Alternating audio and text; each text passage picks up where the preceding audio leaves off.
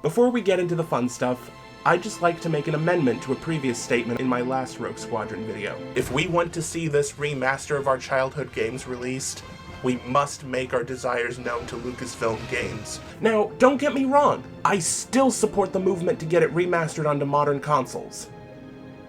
As long as Aspyr isn't doing the remastering. No offense, guys, I'm sure you've done good work in the past. But after the whole fiasco with the Battlefront Classic Collection, you know, please never touch this series. Guns of Debrillion, one of the only missions I've aced, which is the only rank higher than a gold medal. No, I don't know how I did it either. What's that, you say? You want to know what's going on in this situation and why Wedge is piloting an ATST to destroy a planetary super laser?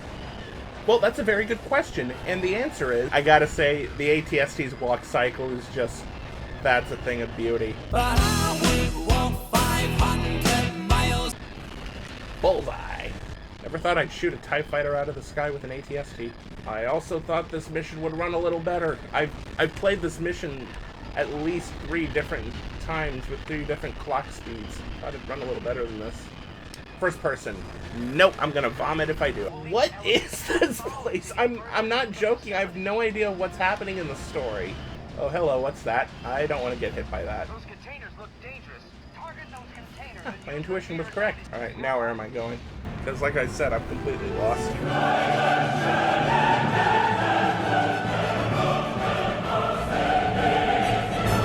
Mine!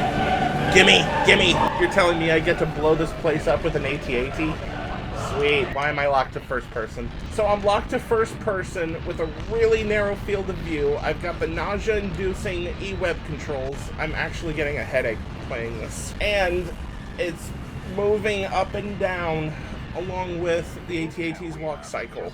I hope my desk likes mac and cheese, because that's going to be all over it in a few seconds. You know, if you told me that a sequel to a Rogue Squadron game would have you hijack an AT-AT and go into a massive Imperial facility to blow up a planetary super laser, I thought it would look a little cooler than this. I'm going as fast as I can. This thing doesn't have a gallop mode. This isn't Robot Chicken. Cool. Cool, I can't see. I'm getting like, what's this version of tunnel vision called? Slit vision? Ugh, that sounds dirty. How? I can't exactly turn around in this thing. Okay, whatever, the super laser's down, and I need some Pepto. Welcome back to Rogue Squadron 3 Rebel Strike. Probably didn't expect me to go back into this game. There's a lot more to the game that I didn't show off last time. And there's a lot more fun to be had and a lot more jokes to be made. Plus, I just like playing Rogue Squadron in general. Me and this series were like peanut butter and jelly. Like peanut butter and chocolate. Like Pinkie Pie and really disturbing fanfics. I apologize if you got that reference. And I also apologize if you didn't get that reference, because that means you're gonna look it up. Don't. We're gonna start off with the training mission. And the reason I'm doing that is because, in my opinion, it's the game's best foot forward. You can reach your next mission objective by following the orange wedge on the radar screen. Follow it now. So yeah, we've got a tutorial narrator telling us what to do. And we're back on Tatooine. We never go back to Tatooine in Star Wars, especially not these days. Okay, what does this do? Press the Z button while running to roll. Try it now. Oh, I don't have a Z button. I'm using an Xbox controller, but I assume you mean right bumper? Good job. Thank you. Press the X button to jump. Good job. Well, thank you. You can duck by pressing the R button. Try it now. Okay. Good job. This is a very supportive tutorial narrator, sometimes to an annoying extent. Pressing start shows your current mission objectives. Try it now. Good job. Good job. I pressed a button. That's okay, you can stop saying good job now. Let's go for the speeder. Here we go. Hopefully the narrator Button to brake. Try it now. Good job. Say Good job. again. Say Good job. again. I dare you. I double dare you, motherfucker. When in cockpit mode, you can use the C stick to look around. Ooh, that's nice. Is there a radio on this thing? Yes, there is. Let's see what's playing.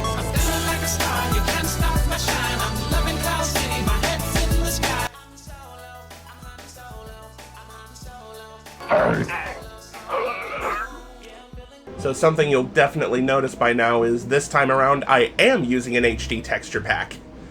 I did some research, found it, thought, hey, the textures look nice, and for no reason at all. See, the reason I didn't install a texture pack before is because I was afraid it would make the game run worse, but it turns out for no reason it makes the game run better. You make no sense whatsoever. Of course I don't. I'm complex. Is that a Jawa? Die, die, die, die, die, die. Are you serious? It's not letting me kill the Jawas. Wait, yes it is. So do I get penalized or commended if I kill the Jawas? This is Imperial training after all. Well, we're destroying the droids, but don't worry, that's somehow equally as sadistic. Should I shoot you or step on you? I chose to step on you. Dispatch your application to Screening Office, Imperial Space Academy, your sector.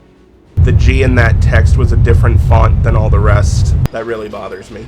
Going back, but this time on a swoop bike. The mega fans will recognize that swoop bike as the same kind that Anakin took to find his mother. So if Luke's using the exact same swoop bike all those years later, does that mean I'm gonna go kill my own tribe of Tuskens? Speed boost the swoop bike to jump. Ooh, Dukes of Hazzard. Good job. Yeah, because anybody watching this video will know what Dukes of Hazzard is. I barely know what it is. And there's Jabba's palace. Or is it Boba Fett's palace at this point? I don't know, the fans will hate me either way. I swear, I was just kidding. I'm actually gonna massacre some Tuskens. Like father, like son. Emulating sucks. Just harass the game studios until they properly port it. Which they never will, so you'll inevitably end up emulating again. It's a vicious cycle, kids. Don't do gaming. This game is very hard to love, but it's also hard to hate. Speaking of hard to hate, let's do Raid at Bakura. This is part of Wedge's campaign. So for this mission, you're trying to rescue a prisoner transport, and you have to do that by ionizing the transports and defending the GR-75s. Now the unique part about this mission is that if you get the silver requirements for the mission in terms of like accuracy and targeting computer efficiency, there is a secret stage to the mission. You will know it unlocks if you get a different cutscene once all of the fighters are destroyed and all the transports are rescued. Now, I'm gonna attempt to get the secret ending, but hey, if I don't, I can just borrow from another YouTuber. I'm actually gonna have my squadron flee so they won't steal any of my kills. Alright. Here goes another transport. There we go. Disable the transport. I'm not commentating as much because I'm really trying to concentrate so I can get the requirements to unlock the secret stage. Wait, no, no, no, no! Oh, shit, I accidentally fired a torpedo at it. I am so sorry, prisoner. Wonder what the cockpit looks like. To be honest, I don't know what I expected. We're ready to make the jump to hyperspace. Thanks for your help. You're welcome. Holy shit, did I do it? Did I actually do it? I did it! I f***ing nailed it! I f***ing nailed it! And I caught all of it on film. Digital. You know what I mean. Whatever, I unlocked the secret stage. I'm so proud I didn't have to borrow from another YouTuber's footage. So for this completely secret section of Raid of Bakura, you get to fly in a TIE bomber. Even in this secret stage that you have to be completely precise with, the only way to unlock the TIE bomber for a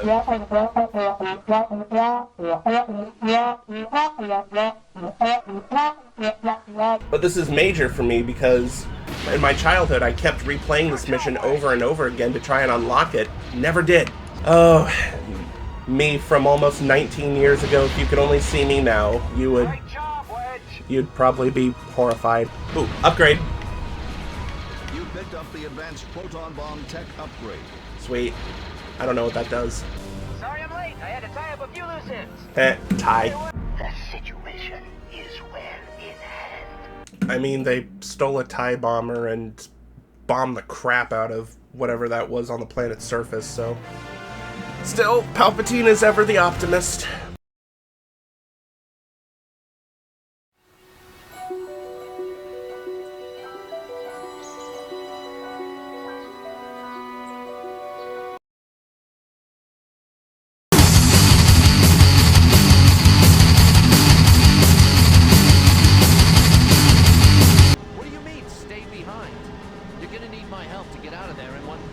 Yeah, don't make me betray you for no reason. So for this mission, an Imperial defector has been captured and you've got to extract him. Did you really believe that your spying would go undetected? The secrets you've uncovered will die with you. Hi, Bane from The Dark Knight Rises. No one cared who I was till I put on the mask. I guess they were a little ahead of the curve. Oh, that's a double Dark Knight reference. I'm on fire today.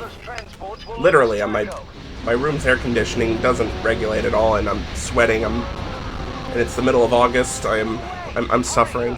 Bane Troopers. Yeah, I know they have an official name, but they look like Bane, so I'm gonna call them Bane Troopers. I mean, I don't need to. This is the only level they show up in. Unironically, this is the most fun the speeder bike missions ever get. You know, all 2 of them. I guess while we're on our way to the landing zone, I should give you some background on the British guy that I've talked to you before in other videos. His name's Sarkley. He joins the rebellion, but over the course of this game, he defects to the Empire because, and I'm not joking here, Luke gets all the credit. His last appearance was a name drop in the alternate reality DLC for The Force Unleashed 2 in 2011. You can tell I'm kind of a big Star Wars fan. I mean, how big of a fan? I mean, I may have dabbled. Next on my list, it says Death Star Rescue. From the video, you can already tell what it's gonna be. Let's just get this over with. Alright, we gotta rescue the princess. You know how this goes. Unless you haven't seen the movie, in which case, see the movie already. Come on. So, it just hit me why these sections don't work the way they should, and how it can be improved. So, the base game has a little something called linked fire. When you're in a craft and you tap the fire button once, the first shot fired will be all of your cannons joined together for a more powerful shot. So, in that way, the game is rewarding you for being accurate, rather than just spray and praying. That is what I think the on-foot sections needed. Look at this.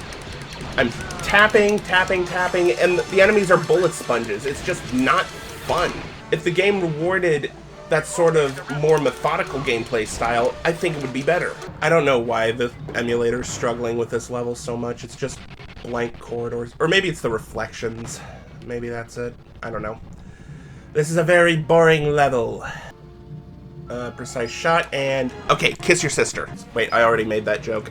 You know, it also doesn't help with these sections that there's no manual aim button. Like, your character will just auto-aim to whatever target it decides.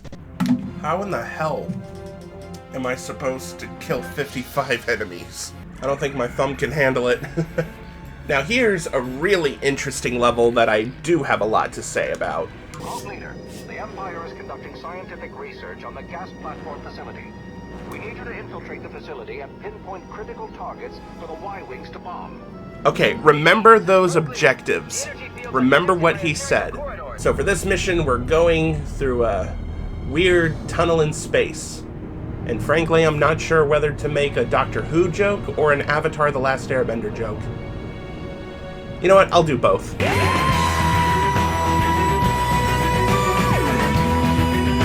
So for this mission, you're traveling through a secret tunnel! And it's to get to a secret Imperial facility. The only problem is, there is no facility. And it's not for story reasons either. It's because, unfortunately, the mission Deception at Destrillion was cobbled together from 2 originally longer levels. They had to cut them down due to time constraints. So you've essentially got the beginning of one level stitched together into the beginning of a second level. You'll see what I mean. But for right now, let's take out these TIE Hunters. The Empire is definitely trying to protect something. Again, remember that he said that. Or don't, I just told you why this doesn't end up mattering. In fact, future me in editing, pull up a photo of what this facility was originally supposed to be. Yeah, it's pretty big, and unfortunately, it got cut.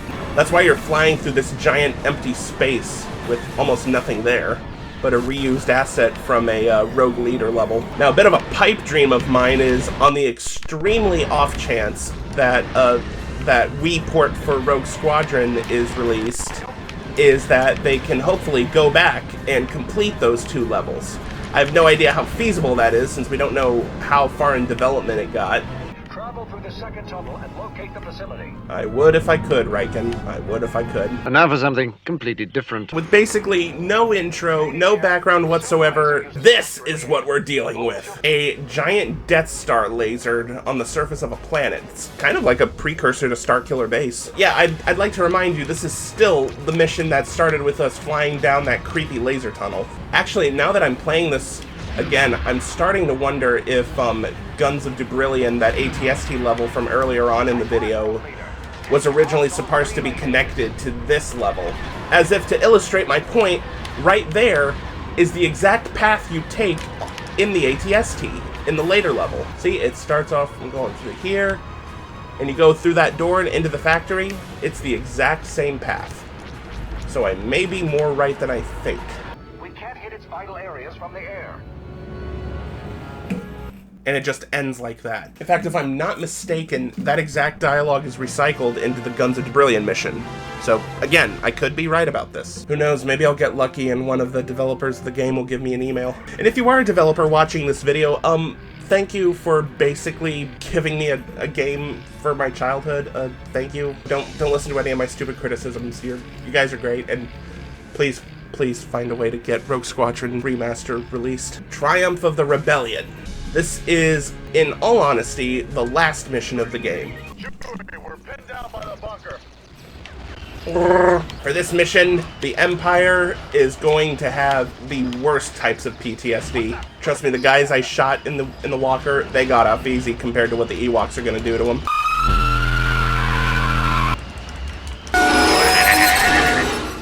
Ow. Oh, log roll. Oh, I get to give the Ewoks orders. Throw a log roll. Where is it? Oh, there's the log roll. I set it off too early. Which way do I go? Which way do I go? Oh, this is the way. Log roll or log swing? Log swing! As you probably guessed by now, this is another one of the worst performing levels in Dolphin. Oh no. Ah! I'm getting stuck. Push through, thread the needle. There we go. I say that a lot when I'm driving. You know, thread the needle. I probably shouldn't be getting into situations where I need to say that so often. Fun little tidbit, this corridor, or wait, no, it's not this corridor, it's one coming up. There's a corridor in here that's a homage to a deleted scene from Return of the Jedi. It's this one. Like I said, I'm a mega nerd. Geek. I'm a geek, not a nerd. Star Trek fans are nerds. This is the end, Solo. You'll never leave this bunker alive. Oh no, he became a Bane trooper. When Gotham is ashes, then you have my permission to die. Die. Good, he's dead. The end. Directed by Julian Eggbrecht. Eggbrecht. Oh, fuck. If a Factor 5 developer is watching this, I apologize to how I butchered the lead director's name. I said before that there's some extras here. Arcade. Now what's this? Welcome to the arcade of very badly rendered Imperial ships. Prepare to experience the best Easter egg / bonus feature you have ever seen in your life.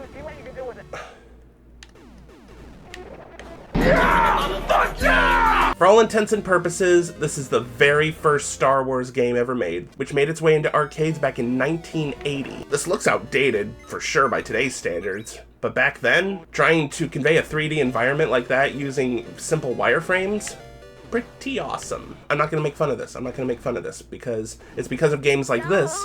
You're all clear, kid. Fire. Oh, fuck, I missed. Yahoo! You're all clear, kid. How do I fire? Hang on, let me see if I... Oh, that's awesome. They did a cover of the menu music in 8-bit. That is so adorable. There we go.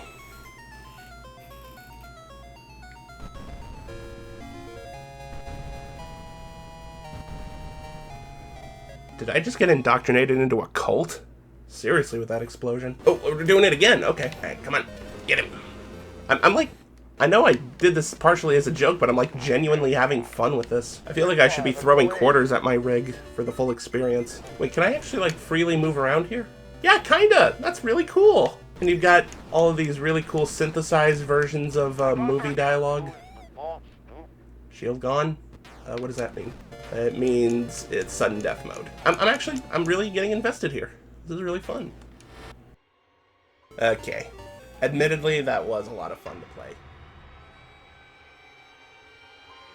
Triumph of the Rebellion.